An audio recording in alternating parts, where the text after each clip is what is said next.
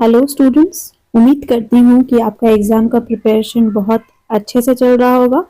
तो आज की वीडियो में हम दूसरा मॉडल क्वेश्चन पेपर देखेंगे।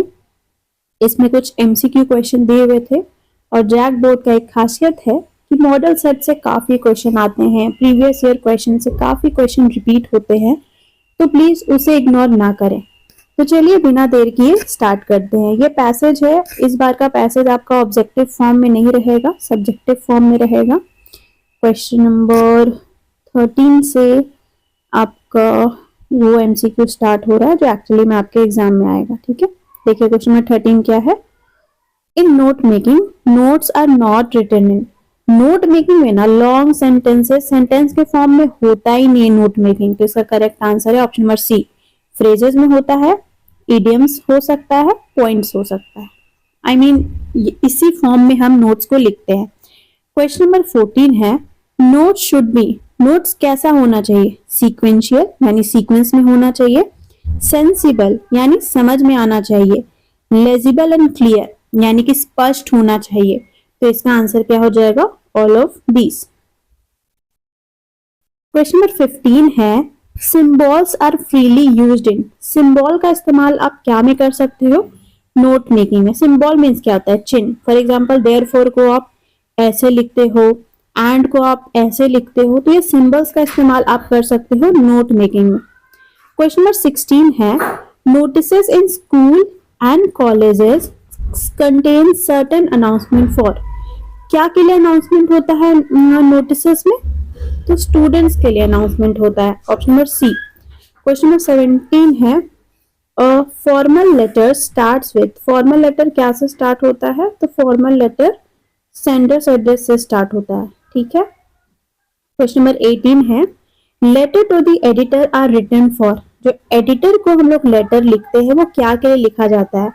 एक्चुअली में हम बोलते हैं ना एडिटर साहब को कि हमारा जो प्रॉब्लम है उसको अपने न्यूज़पेपर में छपवाइए, तो न्यूज़पेपर के लिए लिखते हैं।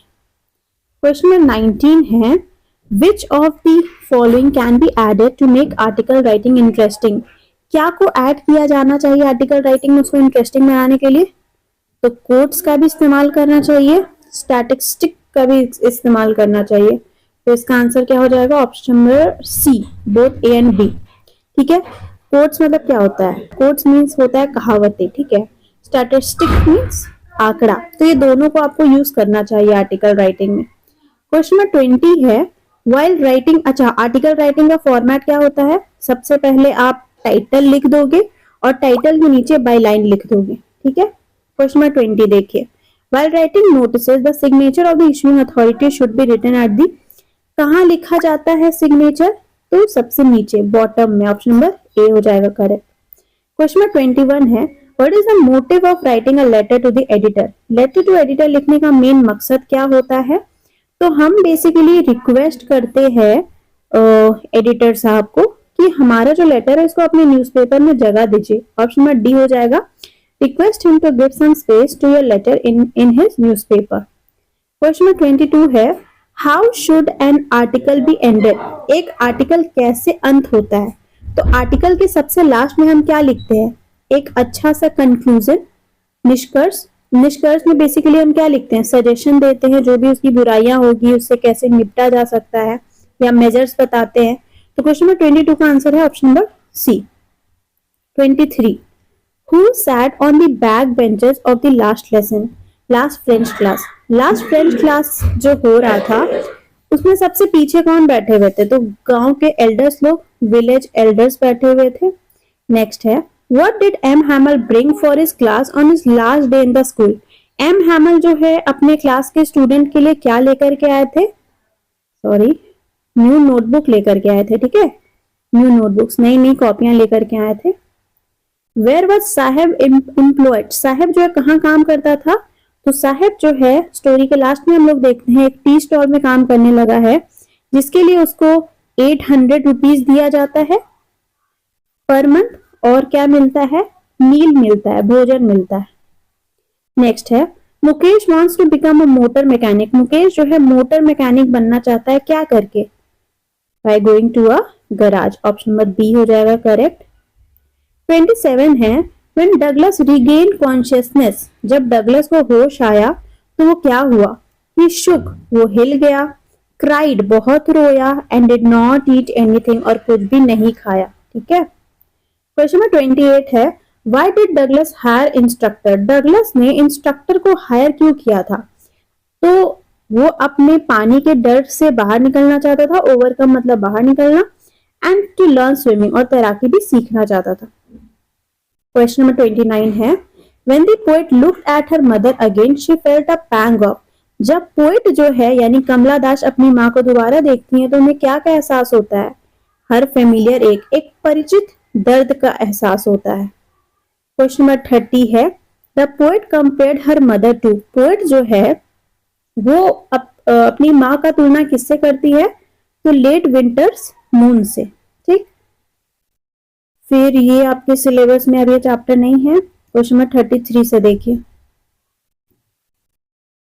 Pablo Neruda wants the entire humanity to. Pablo Neruda चाहते हैं कि पूरा मानव जाति क्या रहे? कीप स्टिल, यानी कि स्थिर रहे. Who are described as enemies to each other in the story The Tiger King.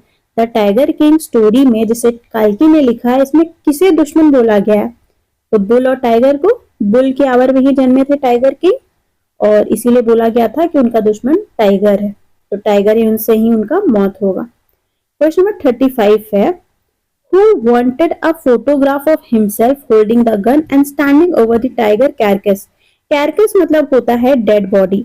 तो टाइगर के डेड बॉडी के सामने कौन खड़ा होकर के बंदूक पकड़ के फोटो खींचना चाहता था?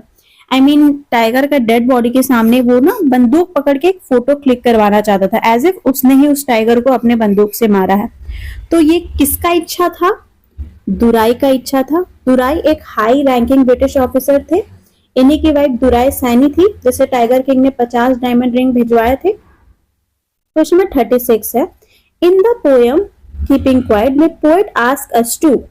पोएट जो है कीपिंग क्वाइट पोएम में हमें क्या कहते हैं? कितना काउंट करने बोलते हैं? तो 12 काउंट करने बोलते हैं. 37 है, the name of the programme that takes high school student to the end of the earth. उस प्रोग्राम का नाम क्या था जिसमें हाई स्कूल के बच्चों को पृथ्वी का अंत यानी कि अंटार्कटिका ले जाया गया था? तो प्रोग्राम का नाम था स्टूडेंट्स ऑन आइस, जिसके हेड कौन थे? Geoff green. और ये लोग किस जहाज से गए थे? तो एकेडमिक सुकालिस्की, जो कि एक रशियन जहाज था. क्वेश्चन नंबर 38 है, गोंडवाना एग्जिस्टेड रफली अराउंड. गोंडवाना कब एग्जिस्ट करता था? तो 650 मिलियन ईयर्स अगो. ठीक है, 650 मिलियन साल पहले. क्वेश्चन नंबर 39 है, Sadao went to America to learn. Sadao जो है अमेरिका गया था क्या सीखने के लिए? तो सर्जरी एंड मेडिसिन सीखने के लिए. लास्ट क्वेश्चन है, all the servants in Sadao's house hold. Sadao के घर में जितने भी सर्वेंट्स थे, देखिए इसमें आपको 2 ऑप्शन सही लगेगा. पर हैप्पी विद देयर मास्टर. जब वो एक अमेरिकन प्रिजनर को, अमेरिकी कैदी को अपने घर ले आए थे, तो क्या उनके नौकर लोग उनसे खुश हो गए थे? नहीं. Fail that he deserve the reward. उन्हें ऐसा महसूस हुआ कि उन्हें इनाम चाहिए, इनाम का जरूरत है, मतलब उनके मालिक को? बिल्कुल नहीं. वर वेरी डिसअपॉइंटेड विथ, ये इनकम्प्लीट है, ये होना चाहिए था were very disappointed with their masters. तो वो लोग डिसअपॉइंट हुए थे, है ना. Did not help in treating the soldiers. वो सैनिक को इलाज करने में उन्होंने हेल्प नहीं किया. तो बेस्ट ऑप्शन चुनना है, तो उस हिसाब से इसका आंसर हो जाएगा ऑप्शन नंबर डी. ठीक है, this was it in this video. आपको अगर कोई भी चीज पढ़ना या समझना है तो कमेंट बॉक्स में जरूर आप बता दें, मैं अगले वीडियो में उसको एक्सप्लेन करके आपको बता दूंगी.